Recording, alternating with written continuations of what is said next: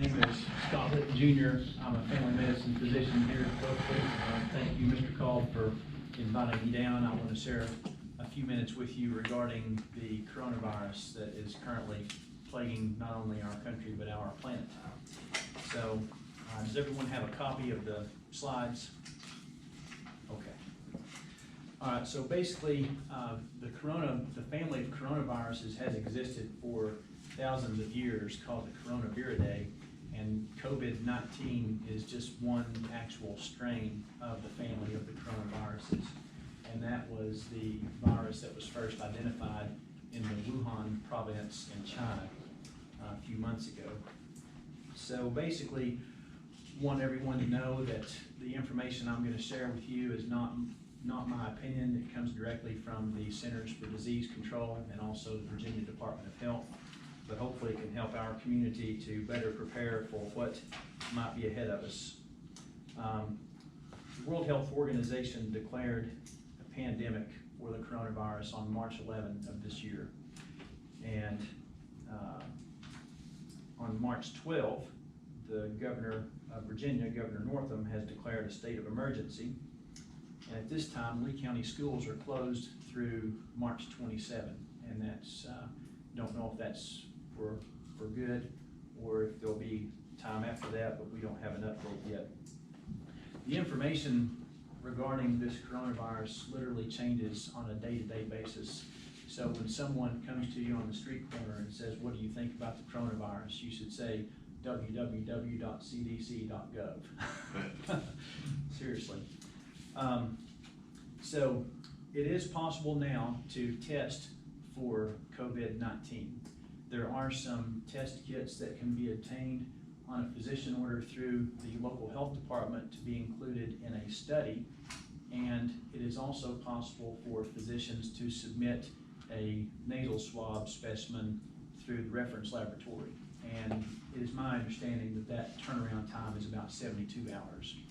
However, what we do is we want to make sure that we don't test everybody that walks in with a fever, or everybody that walks in with dry cough, muscle aching, because the probability of them having influenza is much higher. Having an upper respiratory infection such as maxillary sinusitis or streptococcal infection is much higher. The people that are at high risk for developing COVID-19 are going to be the ones who have symptoms and who have been in contact with someone who has previously tested positive, or have symptoms and has traveled to an area that has been known to have a high prevalence of COVID-19. And that's after, obviously, you test them for influenza and strep throat and do a history and physical examination. Okay. It's important to remember that doctors' offices should not send patients to the health department to get tested, because the health department at this time is not set up to do testing for COVID-19. It's best for physicians to actually test their patients in their office with the send-out test. Even if the health department could test, they're not set up to provide treatment for the condition at present. It's very, sorry, someone say something? Okay. And if you have any questions as I go along, please feel free to stop me. I'm happy to help. So as I said before, the way that you test for the COVID-19 is a nasopharyngeal swab. If you've ever had a test for influenza before, it feels like you have a brain biopsy. It's quite uncomfortable. And actually, when they teach us how to do the test, we're told that if you don't elicit a tear after obtaining the sample, you didn't get a good high-quality sample, unfortunately. The collectors are supposed to wear specialized N95 particle filtrate masks that actually prevent water droplets from penetrating the mouth. The regular standard face masks that you are seeing everyone wearing now, that is not an acceptable barrier. However, it's all we have, because the N95 face masks are now basically on back order. You can't get those. So how do you prevent? It's common sense. You do what all of us have been taught from our parents from day one. You wash your hands. You cover your mouth when you cough. However, you don't cover with your hand it's best, I tell my patients, grab your opposite shoulder and cough into your elbow. That's the best thing to do. Hand sanitizer is okay if soap and water is not available. Hand sanitizer is not an appropriate substitution for soap and water. And when you do wash your hands, you want to wash your hands for at least 20 seconds. And a good rule of thumb is to hum the happy birthday song while you're doing that. And when you finish the song, you're okay. Dry off with a towel, take your towel, and turn off the faucet so that you're not getting those germs back on your hands again. Obviously, don't share drinks with anyone. We're taught not to do that as children. Avoid rubbing your eyes, putting your fingers in your mouth. If your hands are dirty, of course you shouldn't do that if your hands are clean either. We've talked about who should be tested. People have to have symptoms, and they have to either have had contact with someone who has tested positive or traveled to an area with a high prevalence of COVID-19. So other things in the media now, there's the new concept of social distancing, and that even had a name change today to physical distancing. So the recommendation from CDC is at least 6 feet. So that's going to be, if you're 6'3" like me, an arm span, or roughly 2 to 3 single arms. Shouldn't stand up beside people and share their same space.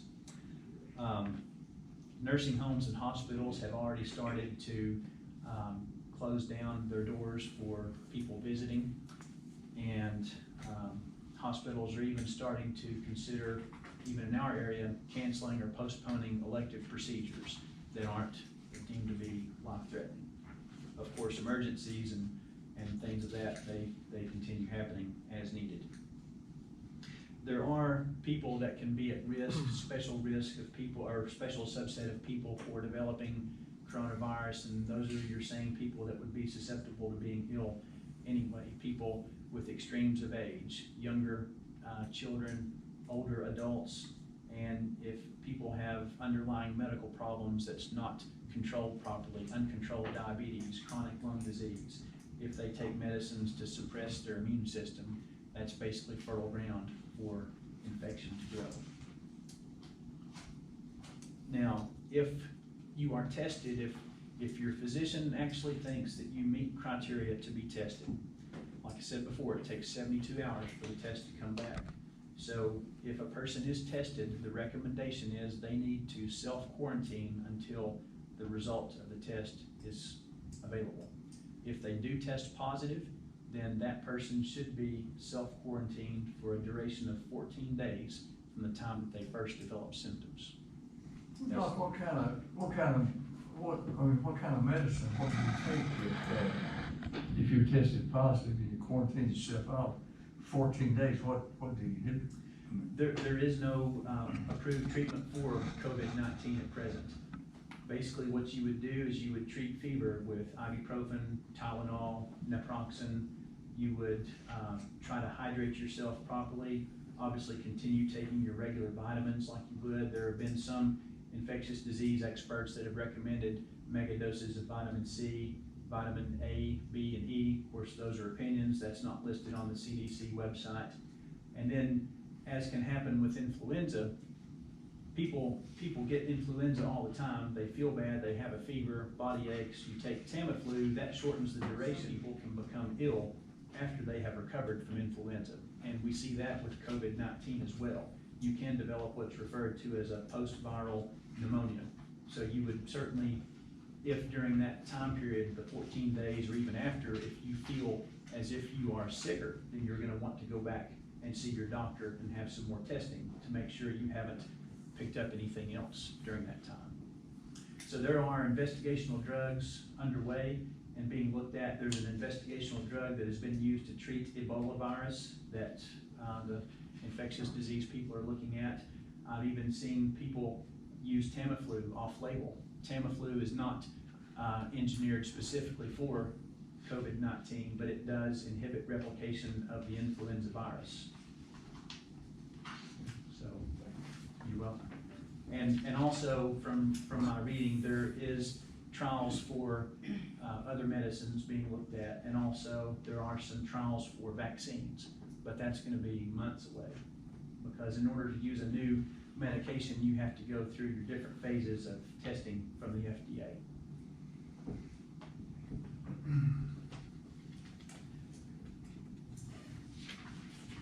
Okay, I think that's all I have. If anyone has any questions? I didn't see on paper, whether it's true or not, they had some volunteers that they were using the vaccine they developed today. I don't know if it's true or not. I saw that also online. Hopefully it is a cure or preventive thing. I was watching a news conference actually at lunchtime today with Dr. Fauci, who is the leader of the CDC, or no, the National Institutes of Health. And the CDC initially said any group with 100 or more people, we're recommending they cancel and postpone. Then that number shrunk to 50. Well, now today, this morning, it was 10, and I've heard 10 to 25. So basically what the experts are saying is go about your business, but if it's not absolutely necessary, you need to stay at home and don't be around other people. I've got a question for you. I take the flu shot every year, and I also take the pneumonia shot. That's good, that's what you should be doing. And, I mean, would that help prevent me from developing the pneumonia, should I contract? I have seen, in my experience, with practicing medicine in private practice for almost 17 years, people who get their vaccines regularly as recommended, they tend to not get sick as frequently as people who pass on vaccines. Now, the influenza vaccine and the pneumonia vaccine, unfortunately, is not going to give you antibody immunity for COVID-19. Right. But it's going to decrease your probability of picking up other infections that may lower your body's resistance to be more susceptible to COVID-19.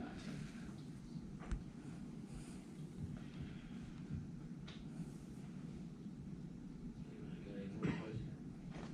Dr. Litton, we certainly appreciate your stuff. Well, you're welcome. Thanks for coming. You have a nice day. Thank you.